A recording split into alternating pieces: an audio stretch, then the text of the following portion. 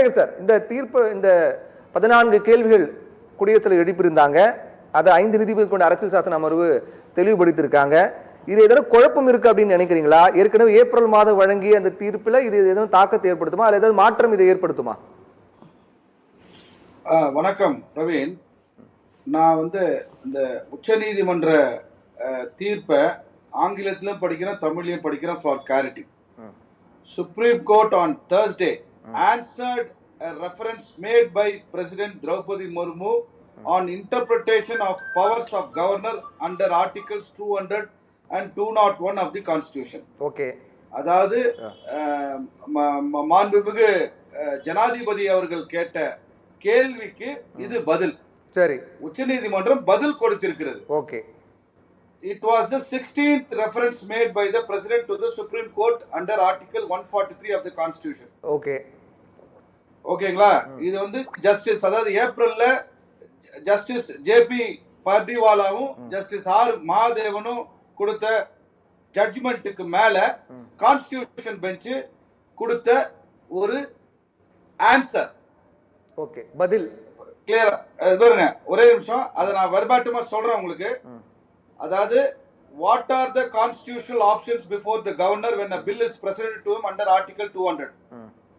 சரியா? The Constitution bench today opined the governor does not have the power to simply withhold a bill. அப்படின்னா எந்த ஒரு மசோதாவையும் ஆளுநர் அவருடைய டேபிள் கீழே சேர் கீழே வச்சுக்க முடியாது. ஓகே. அவருக்கு 3 ஆப்ஷன்ஸ் இருக்குது. சரி. ஒன்னு அத ஒப்புதல், டு அசென்ட். ஓகே. இல்லனா to reserve the bill for consideration of the president, ஜனாதிபதிக்கு அனுப்புறோம். ஓகே. இல்லனா அத வித்ஹோல்ட் பண்ணி return the bill to the legislative, அத பாஸ் பண்ண கவுன்சில் ஆஃப் மினிஸ்டர்ஸ். ஓகே. அமைச்சரவை, தமிழ்நாடு அமைச்சரவை இயற்றிய ஒரு சட்டத்தை அசென்ட் பண்ண வேண்டியது. he has to just give assent to the bill. Okay. நம்ம என்னன்னா, we are in a people's democracy, ஜனநாயக நாட்டில் வாழ்ந்துட்டு இருக்கோம்.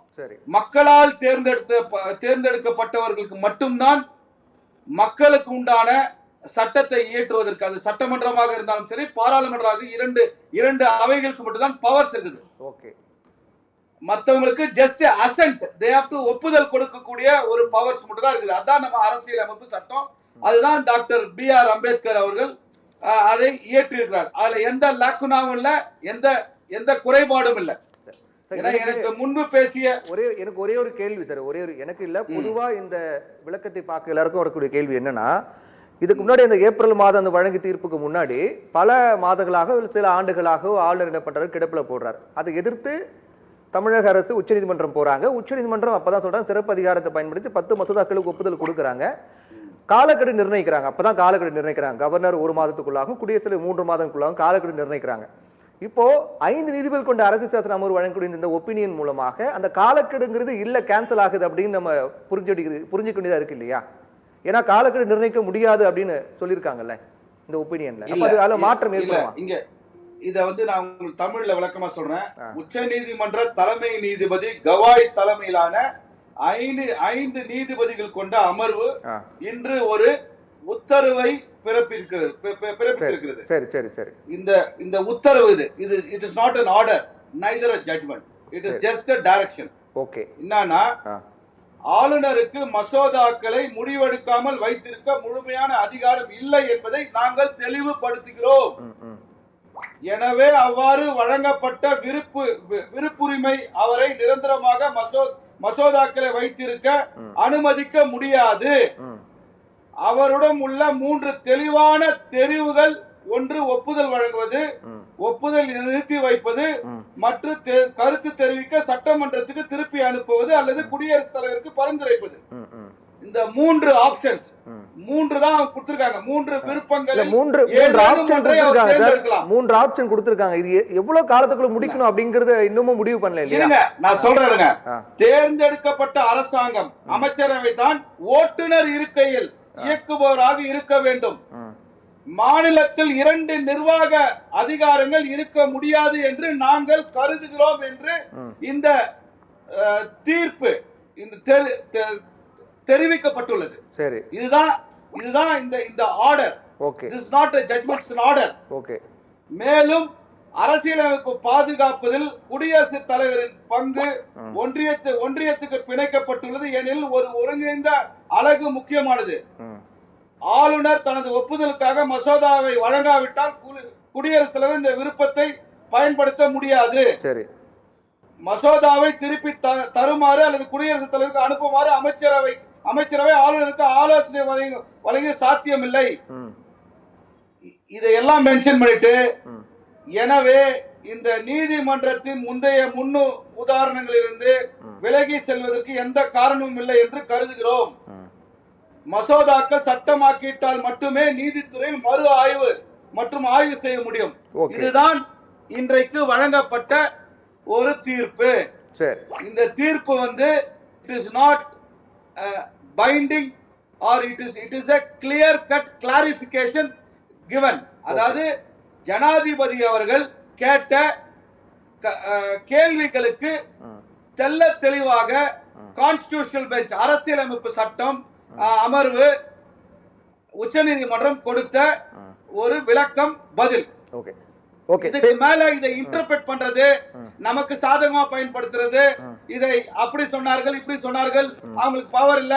Doctor B.R. அம்பேத்கர் மன்னர் ஒருத்தர் பேசும்போது சொன்னாரு, பாஜக தலைவர் ஒருத்தர், மன்னர் காலத்து சட்டம்னு.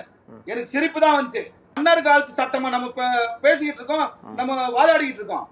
இது 75 ஆண்டு காலத்துக்கு முன்பு இந்திய மண்ணில் தலைவர்கள் டாக்டர் B.R. அம்பேத்கர் தலைமையில் அமைக்கப்பட்ட கான்ஸ்டிடியூஷன் தயார் பண்ணுவதற்கு அரசியலமைப்பு சட்டம் உருவாக்கிய ஒரு சட்டத்தை மேற்கோள் காட்டி வெள்ளைக்காரர்கள் பிரிட்டிஷ் லாவையும் நம்ம இயற்றிய சட்டத்தையும் இணைத்து அந்த கோடில் தான் நம்ம அரசியலமைப்பு சட்டம் உருவாக்கப்பட்டது. இதுல மன்னர் எங்க வந்தார்? இருங்க, மன்னர் எங்க? நான் பேச விடுங்க. எல்லாருக்கும் 1/2 மணி நேரம் டைம் கொடுக்குறீங்க. நான் பேசும்போது பேசலாம்னு சொல்றது என்ன நியாயம்? இருங்க, புரிதல், சரியான புரிதல் ரொம்ப முக்கியம். மன்னர் காலத்து இருங்க, நீங்க மன்னர் காலத்து சட்டம் பேசினார். அவர் பேசுறது நான் கேட்டுக்கிட்டு அரசியல் அமைப்பு சட்டம் உருவாக்கப்பட்டது இந்திய நாட்டிற்காக உருவாக்கப்பட்டது.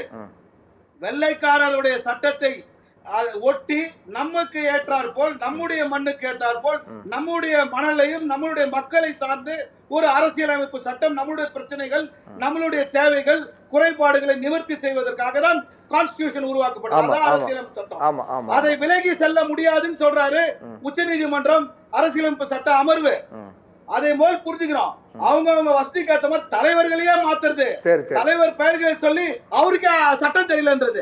அதாவது ஒருத்தர் எனக்கு முன்னே பேசிய ஒருத்தர், அவர் பேரு இந்த விமர்சகர், அவர் சொல்றாரு டாக்டர் பாபா சாஹேப் அம்பேத்கர் அவர்கள் இயற்றிய அரசியலமைப்பு சட்டமே குறைபாடு இருக்குதுன்றாரு. எனக்கு உண்மையிலே சொல்லவே இல்லை. நீங்க சொன்னது எல்லாம் வீடியோ போட்டு பாருங்க. நம்ம அதை பேசுவோம், நம்ம பேசுவோம். இப்ப காலக்கெடு நிர்ணயிக்க முடியாது அப்படின்னு சொல்லிட்டாங்க இல்லையா? இல்ல ஓகே நன்றி சார். ஓகே ராஜசேகர் சார், காலக்கெடு நிர்ணயிக்க முடியாது அப்படின்னு சொல்லிட்டாங்க. இப்போ ஆனா நீண்ட காலம் கிடப்பில் போடக்கூடாது அப்படின்னு சொல்லிட்டாங்க. இப்ப இந்த பழகிலே அப்படியே தொடர்ந்து தானே எடுத்துக்க முடியுதுல? முன்னாடி என்ன இருக்குதோ அது அப்படியே தொடரும். அந்த ஏப்ரல் மாதம் வழங்கிய தீர்ப்பில் எந்த தாக்கமும் இல்லை அப்படின்னு புரிஞ்சு கொள்ள முடியுது. சுருக்கமா சார். இல்ல தப்பு.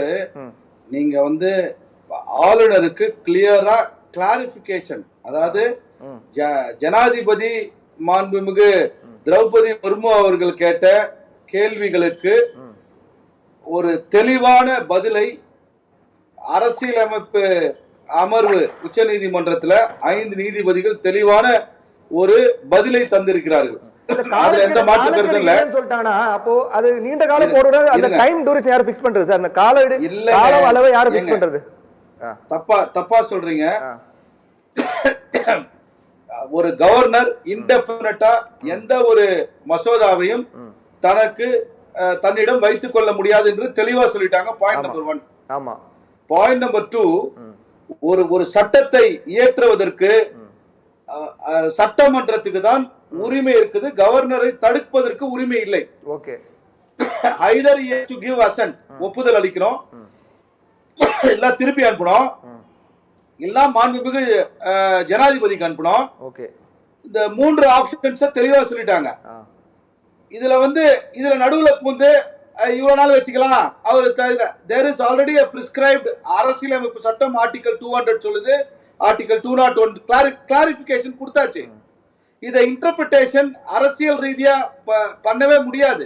ஏன்னா தேர் இஸ் மூன்று வாய்ப்புகளும், அதாவது திருப்பி அனுப்புறது, இல்லாட்டி குடியரசுத் தலைவருக்கு ஃபார்வர்ட் பண்றது, இல்ல ஒப்புதல் வழங்குது, இந்த மூன்று வாய்ப்புகளுமே அந்த மசோதா பெறப்பட்ட உடனடியா உடனே பண்ணுமா? அத இல்லங்க, இது பாருங்க, தேர் இஸ் ஒரு பிரசிடென்ட்ஸ் இருக்குது எல்லாத்துலயும். இது எல்லா ஆளுநர், இந்தியாவில் இருக்க ஆளுநர் எல்லாருமே, ஏன்னா மக்களால் தேர்ந்தெடுக்கப்பட்ட அரசுக்கு தான் சட்டத்தை இயற்றுவதற்கும் நீக்குவதற்கும் உரிமை உண்டு என்பதை தெளிவுபடுத்தி விட்டார்கள். அதுல ஆளுநரை நான் வந்து அவரை வந்து குறைந்து நான் சொல்லவில்லை. ஆளுநர் is a nominated person by the ruling central government. Okay sir. அப்படி இருக்கும்போது அவர் வந்து நிகழ்ச்சி முடிக்கல. ஓகே இருங்க, அவர் வந்து அரசியல்வாதி மாதிரி செயல்படக்கூடாதுன்னு எஸ்டாப்லிஷ் பண்ணிட்டாங்க supreme court. Okay sir. Okay sir. அவர் அரசியல்வாதி அல்ல, he is the constitutional authority. Okay okay sir. அவர் he should set a precedent ன்னு சொல்லிட்டாங்க. சரி, ஓகே. அப்படி இருக்கும்போது ஆளுநரை ஒரு பிஜேபி உறுப்பினரா பிஜேபி செய்தி தொடர்பாளர் பேசுவது தவறு. அதான் நான் சொல்ல வரேன்.